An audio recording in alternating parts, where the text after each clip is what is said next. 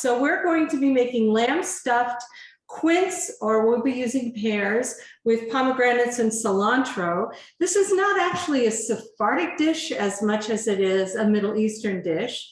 And I found it through a cookbook called Jerusalem that many of you may have with my hero. Oh, I bet she's got it.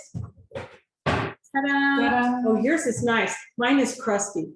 It has lots of things to. It's a wonderful cookbook, and I have used it quite a bit. So we're going to go ahead and get started. It's basically a stovetop. I have a pound of lamb in a bowl, and to this I'm going to add an egg. Now, some of you may have the recipes, but I will tell you that the recipe I sent you has a couple of typos.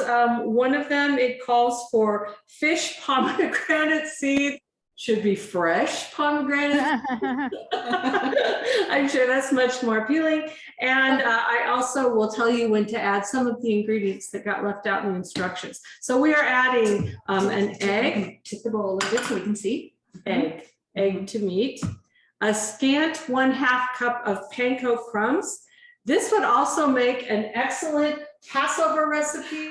You could substitute matzah meal for panko breadcrumbs. We're going to put in some salt.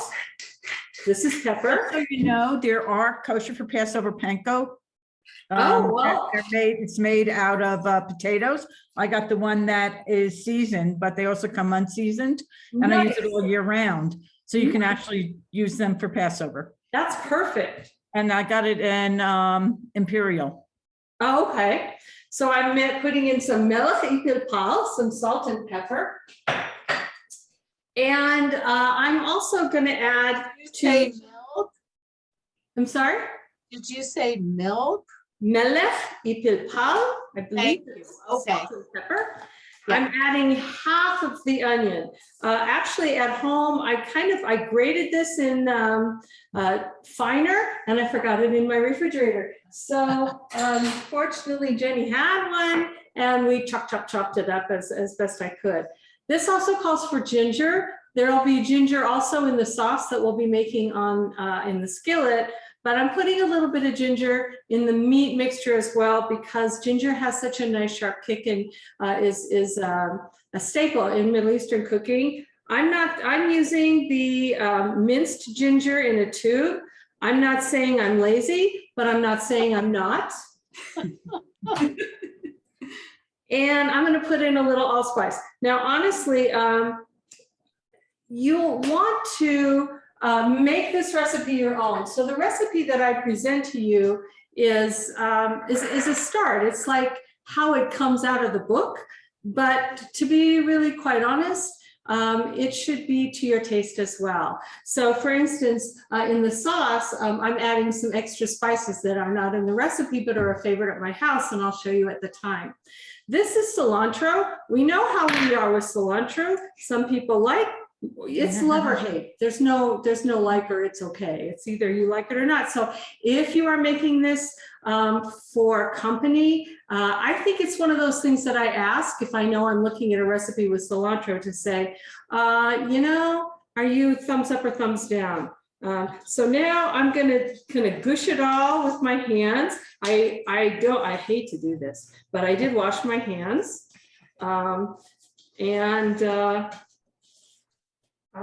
So we want this to be really, really well mixed, because we're going to pack it down and make stuff the pears. Now, this is going to be we're just going to set this aside for just a moment, and I'm going to wash my hands again.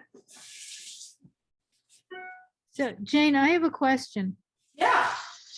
Do you find that when you cook cilantro, it really kind of takes away the thing about cilantro that people object to?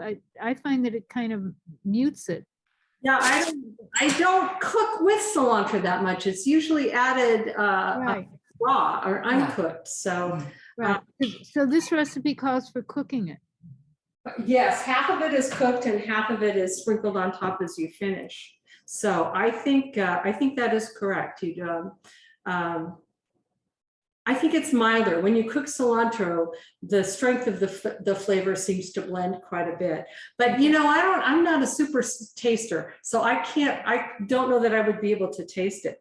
So I don't know, quince, I didn't even know what it is. It's a combination of apple pear. It's a Persian or an Iranian fruit. I think you might be able to find it in a market in Scottsdale or in Phoenix. I did not find it here. So I substituted very unripe pears, which works really well.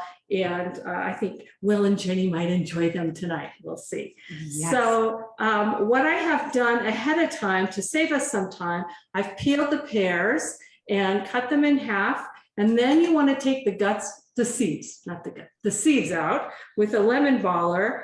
And I use a little cookie thing.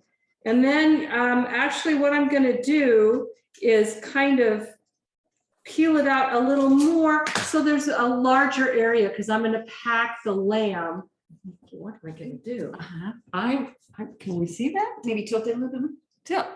Yeah. So enlarge, use your judgment. You're all very smart people. You know you're going to be stuffing this lamb with or lamb balls into the pear. So, you know, clean it out.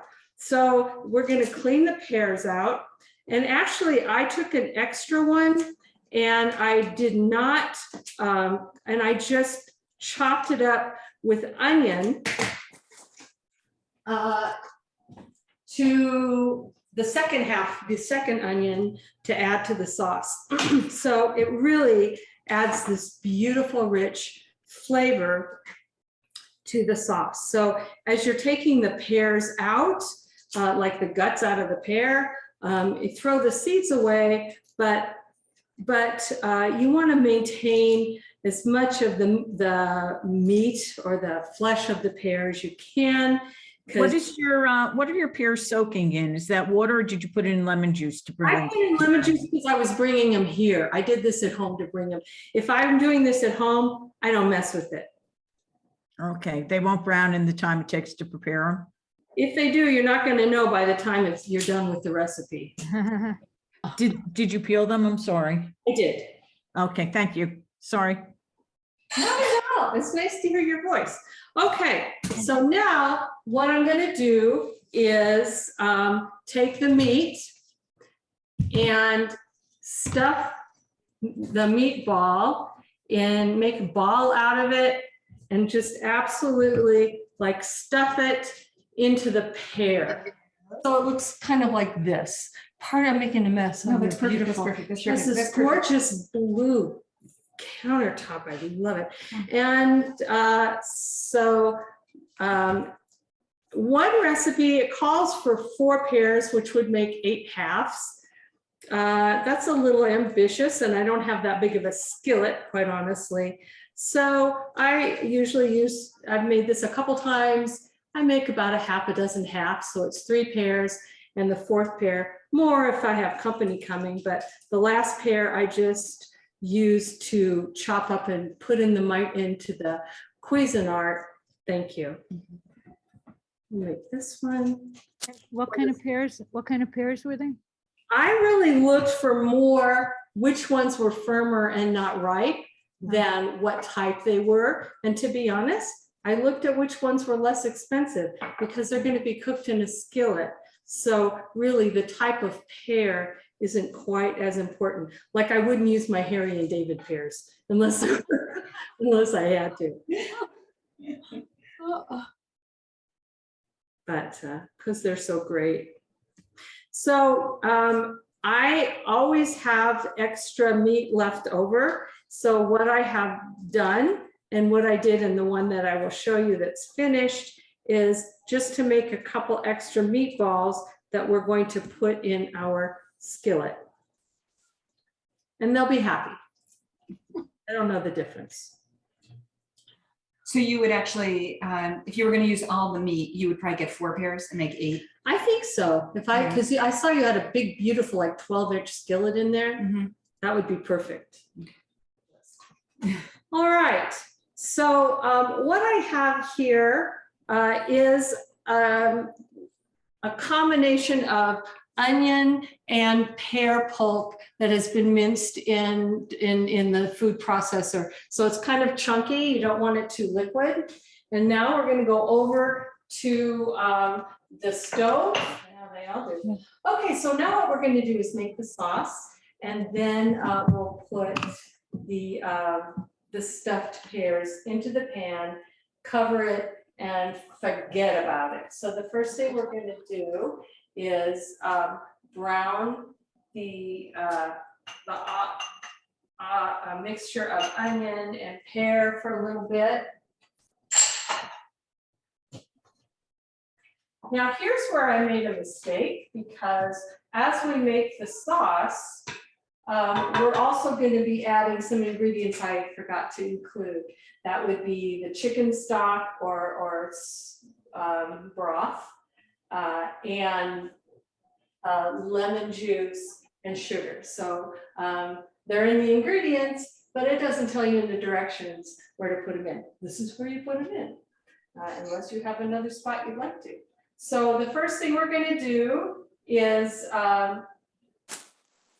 let this cook for just a few minutes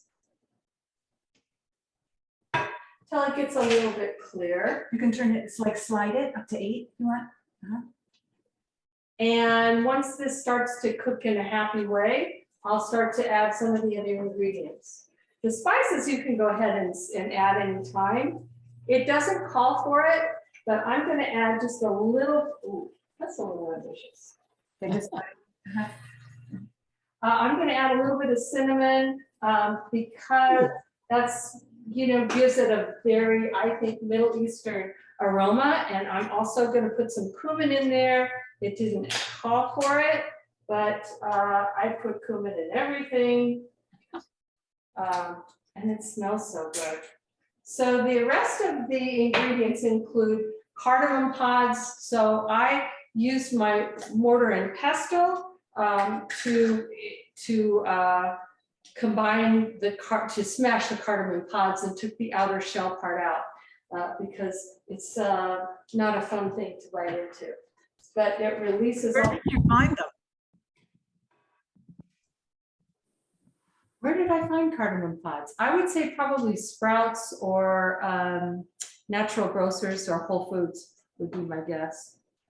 Oh, and there's one in there. We'll take that out.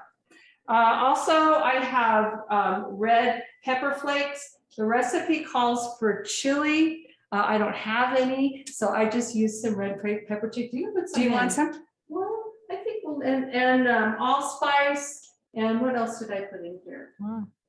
I think that's about it. Okay, so we have all of our spices in there.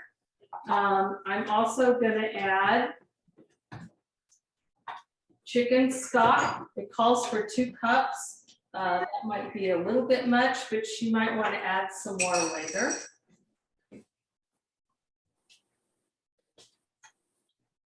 Oh, red pepper flakes. Yeah, I did put these in. Oh. Yeah. And then we're going to put about 2 teaspoons of sugar.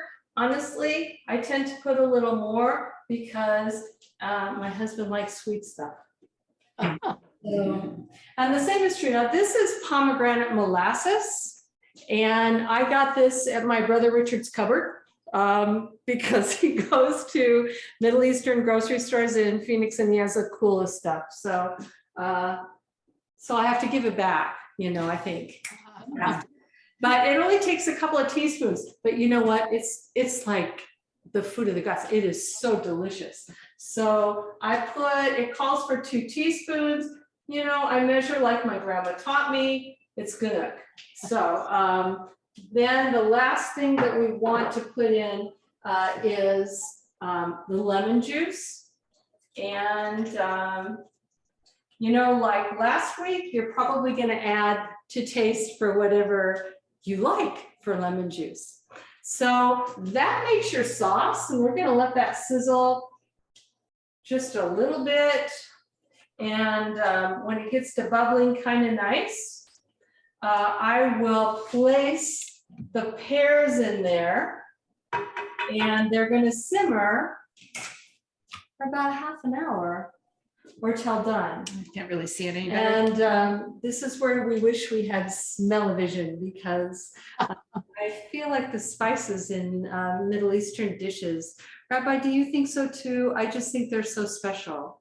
They're it's like walking down the shuk and smelling all That's this. what I miss. I really miss going and seeing the different colored spices, the oranges and yellows and reds, and oh, it's so wonderful. And having the people yell, "Come here, my spices are so fresh," you know. And here you go to the grocery store and you little packages. I know, it's not quite the same. There actually is a market in Kansas City that has, I think they're from Iran, and that have the beautiful huge spices. It was the closest thing I've seen in quite some time, and it took me back. Oh, what a mess I'm making of Jenny's kitchen. Okay, so now we have all of these stuffed lamb pears, I guess. And I'm going to carefully put them in here.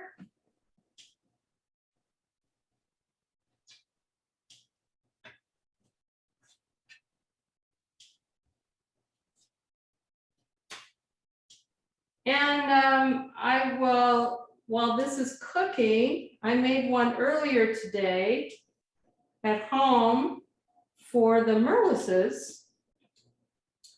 And I'll show you how it's finished. But at this point, I leave it, I think it's supposed to be covered, yes. So we have that Covered and cooked. Look at this cool thing she has. Can you see this? I use this in my microwave. I've never used it for cooking. So we're gonna let that bubble nicely for 30 minutes. And after about 10 minutes, you'll think, oh my gosh, something smells really good in here. And it's your dinner. So then there you Set go. the timer. So yes. Timer. Okay, so the thing is, you want to keep, if there's a lot of liquid in here, I put more in hers than I did in mine. So the last 10 minutes or so, I think you can let it cook down. I also end up putting my whole skillet uncovered into an oven for about 10 minutes at 350. It doesn't call to do that, but I like to brown up the lamb meatballs. I just think it has more visual appeal. So let's see what we have. I need maybe another cutting board to put this on so I don't fall here. Yeah.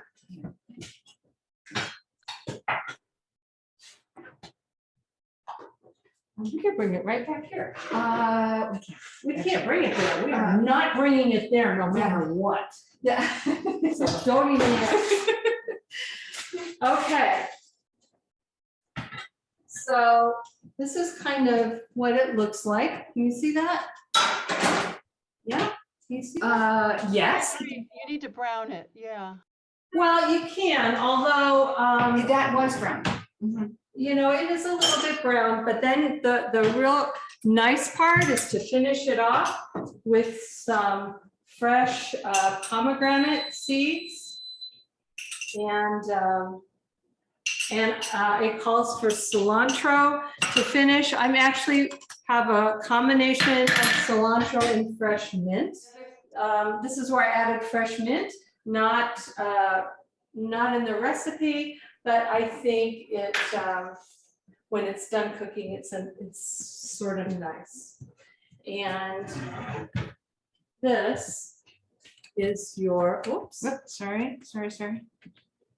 There we go. Wow. Wow. It's Wow.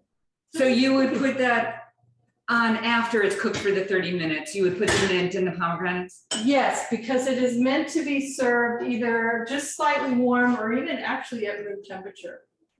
So really? Huh. So I probably would serve this, I don't know, with a really nice crisp salad and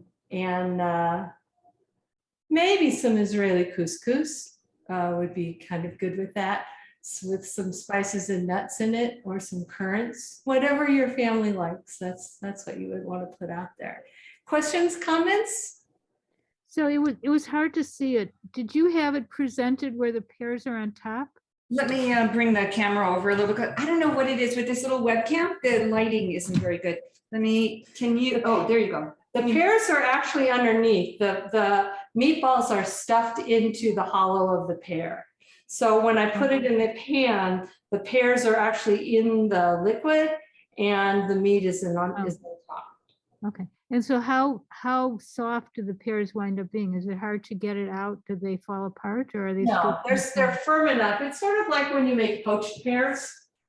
If you make poached pears, they're firm but soft. And then would you say that one of those is a serving or two? I would say 2 halves Okay. a serving. Yeah. For, for most people, for company, I would say, I would plan 2 for each person. Okay. So the timing, I mean, you got that, she's got 2 batches going, right? So the one she took out of the oven had been in the oven for a half an hour.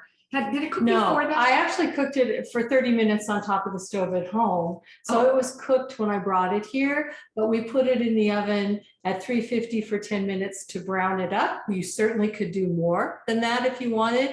I've broiled it for a few minutes and that'll brown it up too, but that tends to kind of mess with the liquid in the sauce, which is so lovely. So the overall cooking is about 45 minutes to an hour? I would say, this is something that I would make ahead of time and so that I didn't have to mess with it when my guests were there. And I would probably keep it in a 200 oven and then just I would put the cilantro in mint and pomegranate seeds just before I put it on the table. So how well done is the lamb? It's done. It's kind of like you would have a meatball. I guess we could see. You want to break one open? Yeah. There's a knife right there. And let me get you a fork.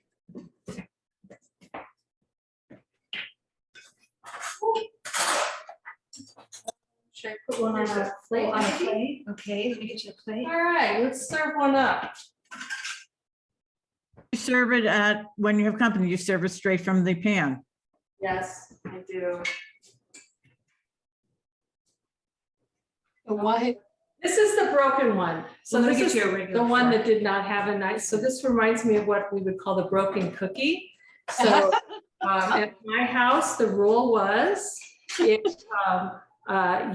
if we were making cookies for company, then, family had to only get the broken ones. So, yeah, I was thinking about my mom today. Do you want, can you let me get this even closer so you can see Okay, what it so looks like. You can see the inside. It's very pale.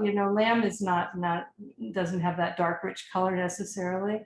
And you can see that the pear cuts very easily. And there's no sauce or anything over it? Well, I would actually, as you say that, I'm glad you mentioned that, because there's a lot of sauce in the pan.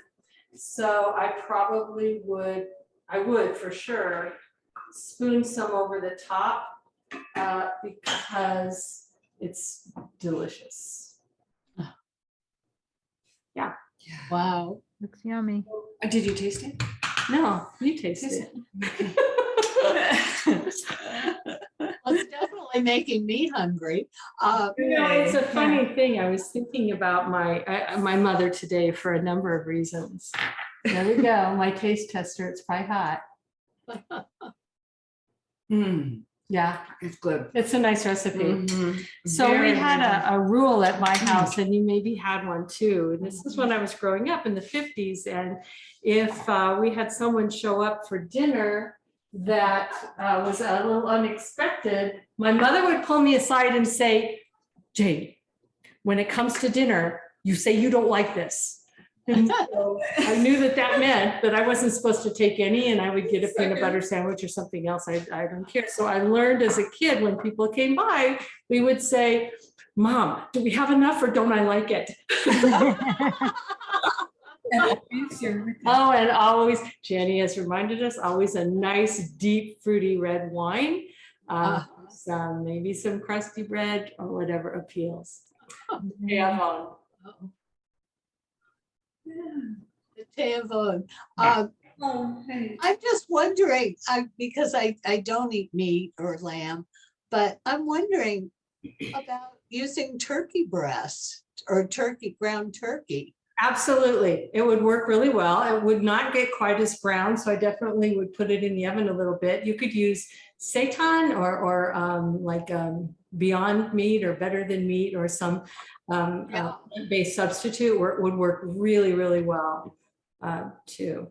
Yeah, because it would have the same seasoning. So I think that would be that would go well. A good substitute. Yeah, you could actually, if you had company that were vegetarian, you could do sort of half and half. You could easily do half Yeah. and half.